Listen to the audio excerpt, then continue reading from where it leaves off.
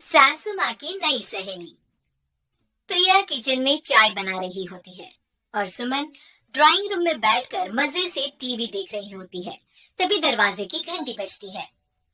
प्रिया, जरा देखना तो कौन आया है। देखती हूँ मम्मी जी। प्रिया दरवाजा खोलती है तो सामने पड़ोस वाली विमला आंटी खड़ी होती है। नमस्ते आंटी जी, कैसी हैं आप? मैं तो बिल्कुल ठीक हूँ बेटा, पर तेरी सास को क्या हुआ है? आजकल कहीं दिखती ही नहीं। जब देखो तब टीवी के आगे जमी रहती है। अंदर तो आइए आंटी। अरे ओ दीपक की अम्मा, कहाँ हो? अरे बिमला, आओ आओ, क्या बात है, बड़े दिन बाद याद आई तुम्हें मेरी। मैं तो हमेशा ही तुम्हें याद करती हूँ, पर तुम ही गायब रहती हो और आजकल तो बाहर भी नहीं आती जाती। तबीयत तो ठीक है ना तुम्हारी? अरे तबीयत को क्या होना है, इस उम्र में तो कुछ ना कुछ लगा ही रहता है। मेरी छोड़ो, तुम ये बताओ कि क्या चल रहा है गली मोहल्ले में। तुम गली मोहल्ले की छोड़ो, चल तो तुम्हारे पड़ोस में रहा है। तुम्हारी नई सहेली आई है। मेरी कौन सी नई सहेली? मैं तो यहाँ बस तुमसे बातचीत कर लेती हूँ, या फिर बाजू वाली शर्मा की बहू से दो चार बातें कर लेती हूँ। इसीलिए तो कहा कि तेरी नई सहेली आई है। अब कोई पड़ोस में आया है तो बात तो होनी ही है। कम से कम इसी बहाने हमारा भी एक ग्रुप बन जाएगा। फिर सब मिलकर अपनी बहुओं की शिकायत किया करेंगे। दोनों हंसने लगते हैं। तभी प्रिया चाय लेकर आती है और सामने टेबल पर रख देती है। दोनों चाय पीती हैं और बातें करते हैं। चलो मैं चलती हूँ, अब कल मिलते हैं, राम राम। अगले दिन प्रिया किचन में कुछ काम कर रही होती है और सुमन आराम से सोफे पर बैठकर मटर छील रही होती है। तभी डोरबेल बजती है। प्रिया दरवाजा खोलती है तो सामने उनकी नई पड़ोसन खड़ी होती है। जी, आप कौन? मैंने पहचाना नहीं। नमस्ते बेटा, मैं शारदा, आपके बगल वाले घर में अभी 2-4 दिन पहले ही शिफ्ट हुए हैं। ओह अच्छा अच्छा अच्छा, नमस्ते आंटी, अंदर आइए ना आप। देखिए तो मम्मी जी, आज कौन आया है। इतना कहकर प्रिया किचन में चाय बनाने चली जाती है। नई पड़ोसन को घर पे देखकर सुमन थोड़ा हैरान हो जाती है। नमस्ते बहन जी, मैं शारदा, आपकी नई पड़ोसन। हाँ अच्छा अच्छा, आप है हमारी नई पड़ोसन, आइए आइए, और बताइए कैसी हैं आप? जी बिल्कुल ठीक हूँ। वो दरअसल घर पर छोटी सी पूजा रखवाई थी, बस उसी का प्रसाद देने चली आई। सोचा इसी बहाने नए पड़ोसियों से भी मुलाकात हो जाएगी। ये तो बहुत अच्छा सोचा आपने। सुमन प्रिया को आवाज लगाती है। अरे ओ बहू, जरा चाय पानी का तो आके पूछ लो। ये आजकल की बहुएं भी ना, जब तक बोलो नहीं तब तक कुछ नहीं करेंगी।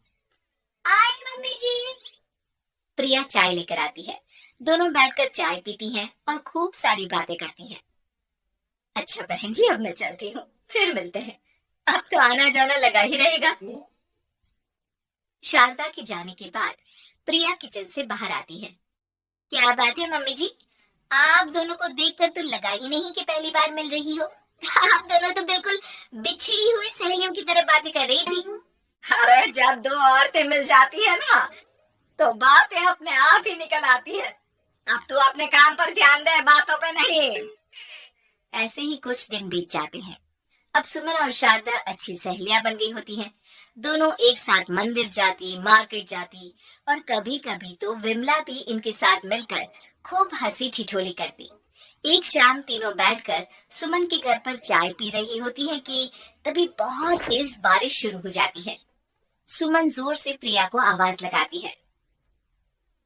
प्रिया, ओ प्रिया, देख कितनी तेज बारिश हो रही है, जाके छत से सारे कपड़े ले आ, नहीं तो सब भीग जाएंगे।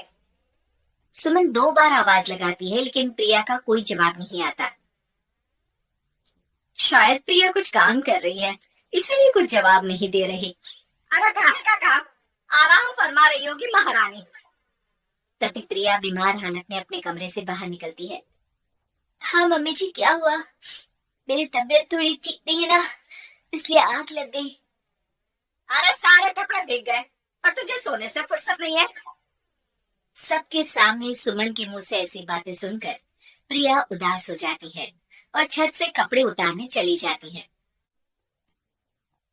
सुमन, ये क्या बात हुई?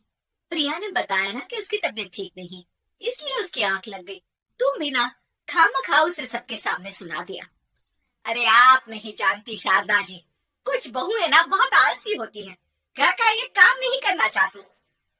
ऐसा नहीं है सुमन, तुम्हारी बहू तो बहुत प्यारी है, तुम्हारी सारी बात भी तो मानती है। हाँ सुमन, तुम प्रिया के बारे में ऐसा क्यों सोचती हो? मेरी भी दो दो बहुएं हैं, लेकिन मैं उन्हें अपनी बेटियों की तरह रखती हूँ। आखिर वो भी तो किसी की बेटियां ही है ना। और अगर तुम ऐसा ही व्यवहार करोगी तो एक दिन प्रिया भी तुम्हारे साथ ऐसा ही बर्ताव करेगी। शारदा और विमला की बातें सुनकर सुमन की तो बोलती बंद हो जाती है। वहीं प्रिया भी बाहर से सारी बातें सुन रही होती है।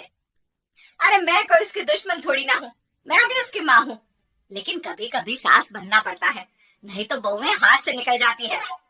देखो सुमन, ये सब सोच का फर्क है। अगर तुम ये सोचोगी तो कभी प्रिया को अपनी बेटी नहीं बना पाओगी। इतना कहकर शारदा और विमला वहां से चली जाती हैं और सुमन अकेले बैठकर उनकी बातें सोचने लगती है। अगले दिन प्रिया और दीपक अपने कमरे में बैठकर बात कर रहे होते हैं और सुमन उनकी कमरे के बाहर कुछ काम कर रही होती है और उन दोनों की बातें सुन लेती है। दीपक, तुम्हें पता है हमारे पड़ोस में जो शारदा आंटी है ना, बहुत अच्छी है। अच्छा, ऐसा क्या हो गया जो तुम्हें वो इतनी अच्छी लगने लग गई?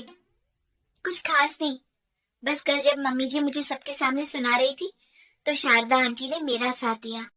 मैं तो सच में हैरान ही रह गई थी जब उन्होंने मम्मी जी को मुझसे ऐसा बर्ताव करने के लिए मना किया। अच्छा, फिर क्या हुआ?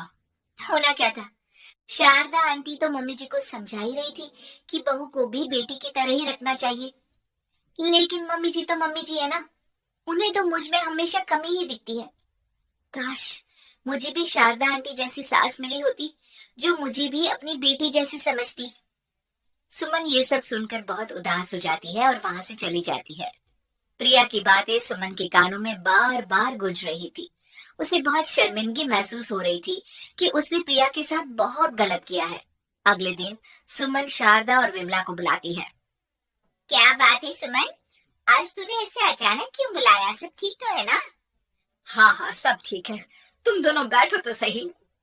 तब तक दीपक और उसके पापा भी आ जाते हैं। प्रिया, तुम भी आ जाओ। क्या हुआ मम्मी जी, आपने बुलाया? हाँ प्रिया बेटा, मैं आज सबके सामने तुमसे माफी मांगना चाहती हूँ। मैंने आज तक तुम्हारे साथ बहुत बुरा व्यवहार किया है, लेकिन तुमने कभी भी मेरे साथ बुरा बर्ताव नहीं किया। मुझे अपनी गलती का एहसास हो गया है, हो सके तो मुझे माफ कर देना। प्रिया अपनी सास की बातें सुनकर हैरान हो जाती है, उसकी आंखों में आंसू आ जाते हैं। प्लीज मम्मी जी, आप मुझसे माफी मत मांगिए, मैं भी आपकी बेटी ही हूँ। वैसे एक थैंक यू तो मेरी नई सहेली को भी बनता है, जिसकी वजह से मुझे मेरी गलती का एहसास हुआ। शारदा बहन, आपका बहुत बहुत शुक्रिया जो आपने मेरी आंखें खोल दी। अरे क्या सुमन, तुम भी ना। तो फिर इसी बात पर चाय और पकौड़े हो जाए। हाँ हाँ, क्यों नहीं।